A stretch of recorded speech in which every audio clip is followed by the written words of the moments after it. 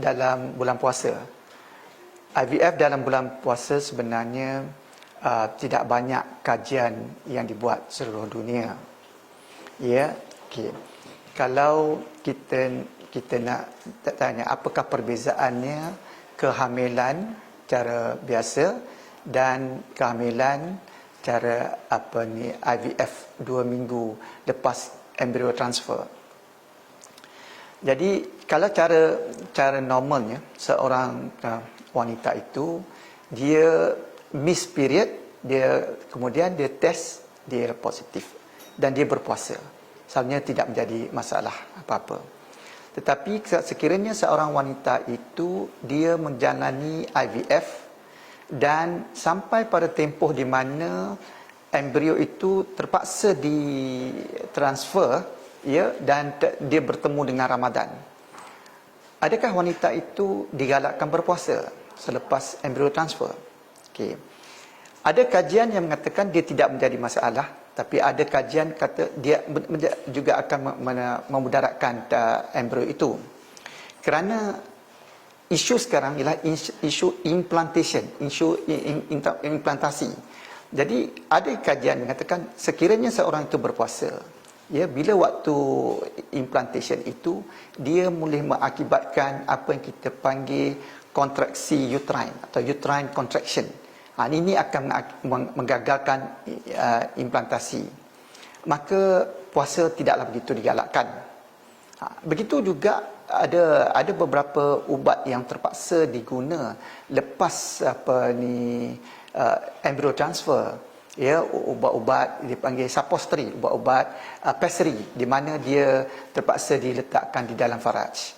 Jadi konklusinya kita di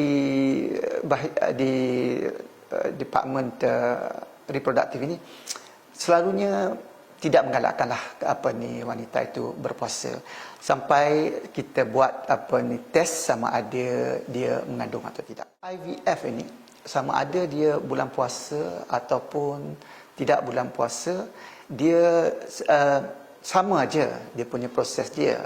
Proses dia pertama proses ovulation induction ataupun ovulasi induksi, di mana dalam 2 minggu yang pertama bermula daripada head wanita itu perlu mengambil injection tiap-tiap hari. Jadi mengambil injection ini sekarang ni ubat-ubatnya begitu mudah kerana dia lebih kurang macam mana orang ambil insulin. Jadi dia akan membuat injection setiap hari, ya, sampai pada peringkat di mana folikel atau telurnya membesar. Okey, dan kalau dia berjaya, ya, ada orang kita bagi injection tetapi dia telurnya ataupun folikelnya tidak naik, maka proses IVF-nya terpaksa diberhentikan. Ada golongan yang normal, maknanya pembesaran folikel, ya, mengikut kiraan, mengikut hari yang dibagi injection, maka dia membesar mengikut kiraan. Maka golongan ini akan masuk ke peringkat yang kedua, iaitu peringkat mengambil telur ataupun kita panggil oocyte retrieval, ambil telur ataupun dalam bahasa yang senang oocyte pick up. Okey. Proses ini dilakukan di dalam dewan bedah dan di bawah selalunya wanita ini akan memberi sedation ataupun diberi bios supaya dia tidak sakit, dan proses ini ialah satu operasi yang kecil. Okey, kalau sekiranya benih yang diperoleh itu banyak dan cantik, maka proses yang ketiga ialah untuk senyawakan dia dan kemudian membiarkan embrio ini berkembang. Dan sekiranya kita mempunyai embrio yang cantik dan dia berkembang, dan kemudian di proses yang seterusnya ialah kita nak transferkan, masukkan balik embrio ini ke dalam uterus ataupun di dalam rahim. Jadi adakah berpuasa ada efek atas proses-proses ini? Begitu juga kajian yang tidak begitu banyak seluruh dunia tentang ini, tapi ada satu kajian yang dibuat di University Ain Shams di Egypt. Dia dapati kajian di mana dia ada 2 golongan wanita ya, dua golongan grup, iaitu satu grup berpuasa, satu grup yang tidak berpuasa, dan didapati tidak banyak perbezaan dari segi kualiti telur, dari segi kualiti embrio, iaitu perkembangan embrio, apa itu bila masuk tidak ada banyak perbezaan antara pregnancy ataupun tidak pregnant. Jadi tu jawab soalan ini, adakah berpuasa bagi efek pada keputusan ataupun outcome pregnancy atau outcome IVF ini? Jawapannya tidaklah. Jadi boleh kalau orang itu nak berpuasa, tapi lepas kita masukkan, macam kita jawab soalan yang pertama, lepas kita masukkan embrio itu, maka kita tidak begitu galakkan, sebab dia boleh mengakibatkan uterine kontraksi, anxiety, dan juga IVF ini satu proses yang emosional. Jadi kerana kadang kita tidak mahu wanita itu menyalahkan dirinya. Dia salahkan puasa, saya puasa, jadi saya gagal, ya. Jadi kita tidak sebenarnya, walaupun kita beritahu bahawa dia tidak ada banyak perbezaan. Alhamdulillah, kalau dia dah mengandung, kita gembira, ya, dia lebih gembira, ya. Jadi tim IVF kita pun gembira, ya. Tetapi lepas itu jagaan pregnancy itu sangat vital, ya, mustahak, ya. Jadi pada peringkat yang pertama, ya, 12 minggu yang pertama pregnancy ini, daripada pregnant tu sampai bersalin, dia ada beberapa peringkat yang kritikal, yang kita titik berat. 12 minggu, 20 minggu, 28 minggu, 34 minggu, ya, 36 minggu. Itu tempat-tempat yang waktu-waktu yang begitu kritikal untuk orang pregnancy. Jadi kalau the first trimester yang pertama, yang selalunya kita ambil dalam masa 12 minggu, okey, apa-apa pun boleh berlaku di dalam first trimester ni. Pertama, boleh bleeding, boleh keguguran, ya.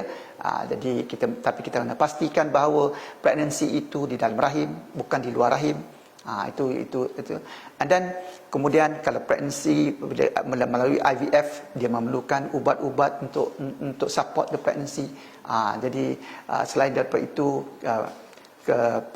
kesusahan, ya, stres ibunya membawa pregnancy itu, takut pada kegagalan, itu that is one thing. Then bila pregnancy itu membesar, meningkat, dia akan menempuhi satu waktu di mana antara 8 minggu hingga 12 minggu itu, ya, ada kebanyakan wanita akan mengalami alahan, ataupun kita panggil dalam bahasa kita hyperemesis gravidarum, maknanya dia muntah-muntah, ya, jadi tidak boleh makan banyak, panas. Jadi kalau dia berpuasa pada ketika itu, kita tidak begitu gembira lah. Dan ya, dari kita pun, ya, kebanyakan doktor tidak menggalakkan lah kalau dia kerana dia terpaksa ambil ubat-ubat untuk, dan ada pada waktunya kita terpaksa masukkan dia di dalam ward untuk dibagikan drip dengan itu. Jadi makanan yang kita galakkan pada wanita yang pregnancy ini, ya, pertamanya kita nak dia banyak makan high fiber diet, ya, buah-buahan, ya, okey.